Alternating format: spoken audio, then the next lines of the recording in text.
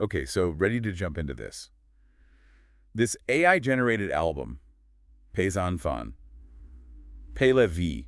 Oh, and that, by the way, translates to Land of Children, Land of Life.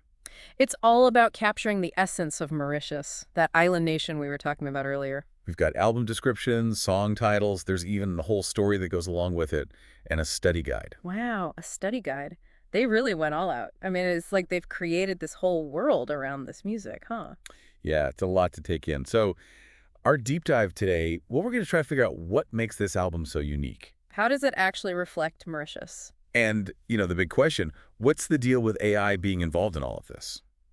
To get that, we need to start with TATANKA. They're the organization behind the album. Oh, right, TATANKA. I was looking at their website earlier. Their tagline is Music Meets Mission. Gives you a sense of their whole approach, I think. Yeah, for sure. They're not just making music just because. Seems like there's a deeper purpose here. Absolutely. And digging into these materials, well, it looks like TATANKA is really into a few things. Indigenous wisdom? Diversity. Yeah, diversity. And even those sustainable development goals. The SDGs. Right. The SDGs, everyone's talking about those these days. But how does all that connect back to an AI-generated album, about Mauritius? Good question. It seems like TATANKA sees Mauritius as this, well, incredible blend of cultures, and they're using AI to bring that story to life through music. Okay, now I'm really interested. So the music itself. The album blends traditional Mauritian music with modern ambient and lo-fi beats. It's a pretty unique mix. We're talking 𝗧�9, 𝗧�9, Genres most people have probably never even heard of. Probably not. And that's part of what makes this project so fascinating, honestly. Yeah. I mean, these genres are rooted in different cultures that have all come together in Mauritius. Indian, African, European influences. Yeah. All mixed together. It's like a musical melting pot. That's a great way to put it. But how did they actually do it? I mean, how do you combine those traditional sounds with modern music? Seems like a really tough thing to pull off. Well, it's interesting. They didn't just, stick them together side by side. Instead, they've sort of woven them together. Like, imagine the rhythmic energy of Sega drums, but blended with these chilled out vibes of lo-fi. Okay, I think I'm starting to get it. Or maybe like the melodic patterns of, say, Bhojpuri folk songs. Yeah. But like underpinning these atmospheric electronic soundscapes. Yeah, exactly. Wow. All right, now I really want to hear this. It's really something. Let's look at the track list. Some of these titles really jumped out at me. Like Island Sunrise, for instance. Oh, yeah? What about that one? I'm picturing, well, those soft colors you get early in the morning. Gentle waves lapping at the shore. Yeah, I get it. What do you think? I bet they used a lot of those ambient atmospheric sounds you mentioned. But, if you look closer at the description, it also mentions soft percussion. Oh, really? Which could be their way of, well, subtly weaving in those traditional rhythms. Okay, so it's not just a straight-up ambient track. There's more to it. Definitely. Then there's seashells on the shore. What's the vibe with that one? It's described as being perfect for meditation. Makes sense, given the title. But what's interesting is they combine oceanic sounds with soft percussion again. Wow. I think they're using those traditional rhythms to evoke a really specific feeling. The feeling of the Mauritian coastline, not just any beach. That's cool. Yeah. Then we've got Ravan Echoes, which actually features the traditional Mauritian drum, the Ravan. That one's probably high energy. Probably. But remember, they're blending genres here. So while it showcases that traditional instrument, they're also bringing in those modern ambient elements. Creating this unique soundscape. Yeah. Bridging the past and present in a way. Yeah, exactly. And speaking of the past, Sure. We can't forget The Call of the Dodo. A track that, well, seems to reflect on Mauritius's history, right? And, its lost biodiversity. Oh, for sure. That title alone tells a story.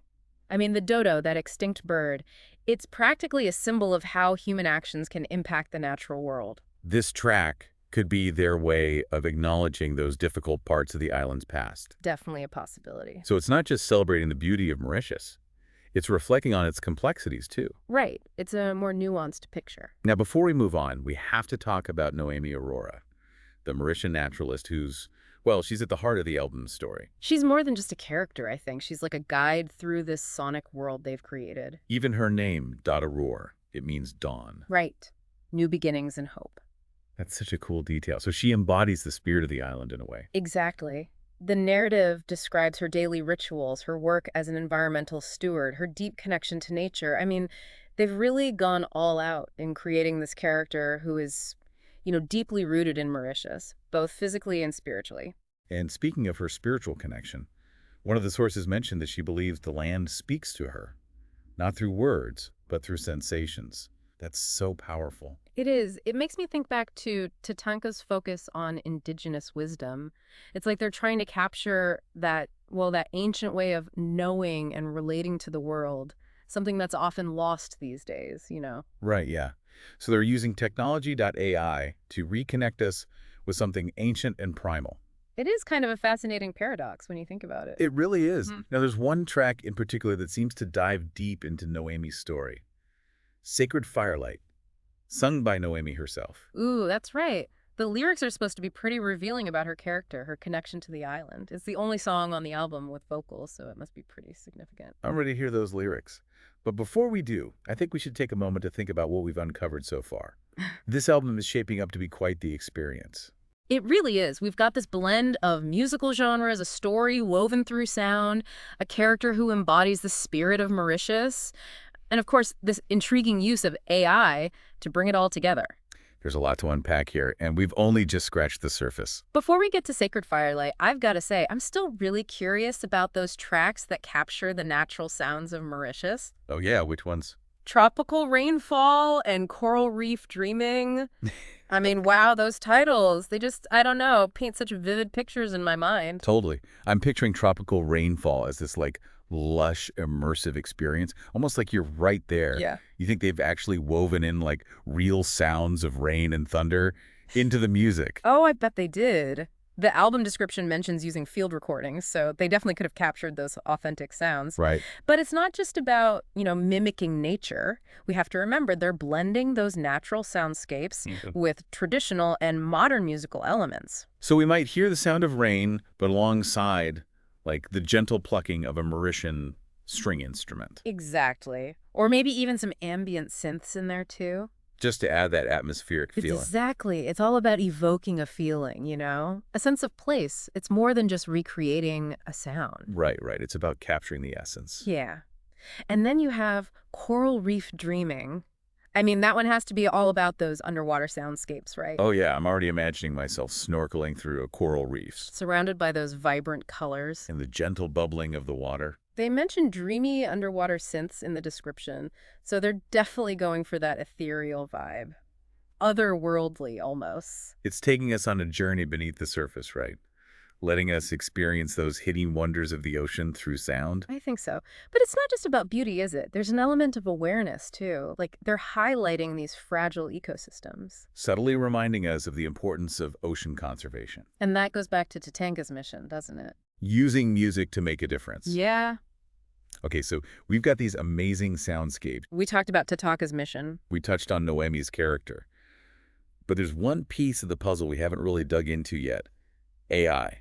Ah, yes. AI's role in all this, it's definitely intriguing. You have this ancient island with centuries of musical traditions. Mm-hmm. And then you have this, cutting-edge technology being used to create something new. Makes you wonder how the AI actually worked, right? Yeah. I mean, did it, analyze all those traditional Mauritian genres? Yeah. And then just try to compose something new based on those patterns? That's a great question. It seems like, the AI wasn't just working alone. They had human composers and musicians involved, too, guiding the process, making sure the end result was, both authentic and innovative. So it's like a real partnership. Between human creativity and AI. That's pretty cool. Highlights the potential of AI, doesn't it? It's not about replacing artists. It's about giving them new tools. New ways to explore and experiment. Now, I'm really curious to hear Sacred Firelight. See how all these elements, The natural sounds. the traditional music, the modern beats. Noémie's story. The AI's touch. How it all comes together. Let's dive into those lyrics, see what Noémie has to say. Get ready for this. These are the lyrics to Sacred Firelight, sung by Noémie Aurora. In the quiet of the night, I hear the ocean's call, a sacred whisper, a voice that holds it all. Ooh. Beneath the sun's embrace where the earth meets the sea, I stand here rooted, my soul forever free. Wow. My feet in the sand, my heart in the tide, Zanfan, Lavi, where I'll always reside. Okay, there it is. The moon speaks softly, a secret just for me. I dance with the stars, wild yet serene. In the sacred firelight, my spirit ignites, a flame that will guide through the darkest nights. Wow, those lyrics, so much there. Yeah, what are your thoughts? It's like, I don't know, like Noemi's both a person and a symbol Ah. of Mauritius itself, you know. She talks about the ocean, the sun, the sand, the stars, all those elements that make up the island. And she talks about them in a way that feels so personal. It's not just a description. It's like a declaration of love, almost. Yeah. Belonging. Yeah, exactly. Zanfan, Lavi, where I'll always reside. I mean, that line really gets me. Right. It speaks to that deep connection she has, like a connection that goes beyond just living in a place. It's her identity, her roots. It's like her whole being. Totally. And then there's this firelight imagery. It keeps coming up throughout the song. Yeah, the firelight. It's interesting, right? Because it has both literal and symbolic meanings. Right, right. So on a literal level, Yeah. it's a source of warmth, light, a place to gather. Yeah. But symbolically, fire represents transformation, purification, even spiritual awakening. So when she says, in the sacred firelight, my spirit ignites. It's not just about a physical fire, is it? It's about her inner strength, her passion, her purpose. And that firelight guides her, too. It gives her the strength to lead her people through challenges. A flame that will guide through the darkest nights. That's powerful. And remember how we talked about Mauritius's history? Those challenges the island has faced. Right. This song seems to acknowledge those struggles, but it also emphasizes resilience, hope. You're right. She talks about storms and strife, but also joy and grace. And through it all, she stays unbroken, like the island itself. Exactly. You know, it's interesting to me, thinking about this song in the context of the whole album being AI generated. Oh, yeah. Because when I read these lyrics, I really do feel like I'm hearing a human voice, a real person, like pouring their heart out. Right. It definitely challenges those assumptions we have about what AI can create. This isn't just, cold algorithms. No. There's a real depth of emotion here, a sense of poetry. It feels very human. Makes you wonder, is it possible that AI, by analyzing all those traditional Mauritian songs, was able to tap into something deeper, something, I don't know, almost spiritual maybe, Right. about the island and its culture? That is a fascinating question. We tend to think of AI as purely logical, but maybe there's more to it. Maybe in its own way, it was able to understand and express something about the soul of Mauritius. Okay, so if you were to sum up Zanfan, Lavi, what would you say? What's the takeaway for someone who's never heard this album? I think I'd say this album's like an invitation to experience Mauritius in a completely new way. It's a journey through sound, a blend of tradition and innovation. And a story that speaks to what it means to, I don't know, belong. Exactly. And it makes you think about technology in a new way, too. Can AI help us connect with other cultures? Can it actually deepen our understanding of the natural world?